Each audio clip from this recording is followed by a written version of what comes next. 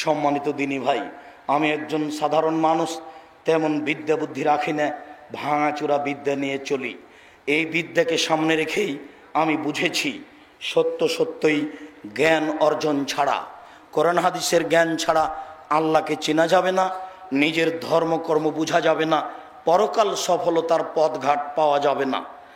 সাথে সাথে ত্রুটিপূর্ণ জ্ঞানে সমাজ পরিপূর্ণ হয়ে আছে। জনাব আকরামুজ্জামান সাহেব অতীব গুরুত্বপূর্ণ একটা কথা বলছিলেন। তার একটা কথা হচ্ছে এই যে যখন তিনি ফায়সালা দিতে পারেন কোরআন হাদিসের, তখন তিনি খলিফা, তখন তিনি আমির।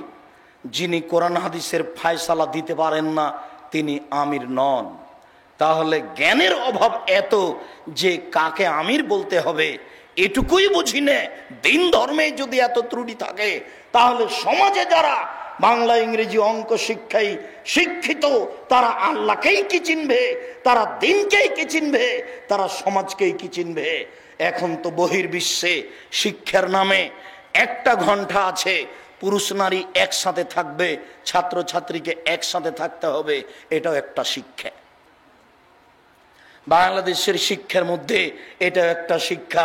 একজন যুবতী কিভাবে যুবতী হয়, একজন যুবক কিভাবে যুবক হয়, এটা পরস্পরে জানতে হবে। শিক্ষক শিক্ষিকা পড়াবেন, ছাত্র শিক্ষক জানবে, এটা একটা শিক্ষা। তাহলে শিক্ষা কোথা থেকে কোথায় চলে গেছে? তাই রাসূল সাল্লাল্লাহু আলাইহি ওয়াসাল্লাম বলেছেন, আমার জীবনে তিনটি বড় ভয়, আমার জীবনে তিনটি বড় ভয়। এক, ভ্রান্ত হুজুর, এটা আমার ভয়।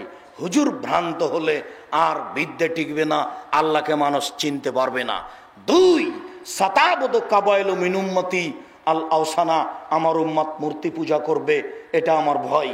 প্রায় মানুষের বাড়িতে ছবি মূর্তি আছে, কাঁকড়া আছে, প্রায় মানুষের বাড়িতে রুই মাছের ছবিতে আয়না আছে, প্রায় মানুষের শোকেজ আছে, দুই দিকে ময়ূর পাখি আছে, আমার উম্মত মূর্তি পূজা করবে, এটা আমার ভয়।